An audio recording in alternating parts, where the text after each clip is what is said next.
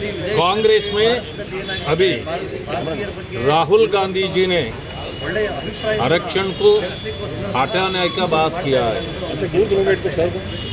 उसके बीच में दलितों को कांग्रेस में अभी धोखा हो रहा है, उनको बाहर निकालने वाला है।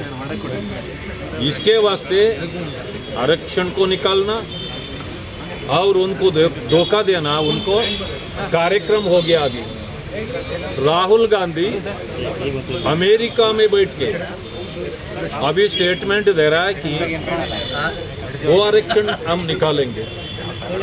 भारत में आने से वो हाथ में कॉन्स्टिट्यूशन पकड़ के इधर उधर घूमते हैं। देखो, आरक्षण को खत्म करने का बात इधर नहीं करता है, मगर हम दलितों के साथ, संविधान के साथ आरक्षण हम देंगे, ये सभी बात करते हैं। बाहर जाके क्या उनका दिमाग खराब हो गया क्या? बाहर जाके ऐसे क्यों बोलते हैं?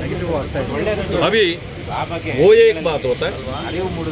अभी हमें इधर कंप्लेंट दिया है पुलिस स्टेशन में, ऐसे 4-5 जगह में कर्नाटक में अभी भी कंप्लेंट दे रहा है, और राजस्थान में, दूसरे स्टेट में भी कंप्लेंट हो गया है।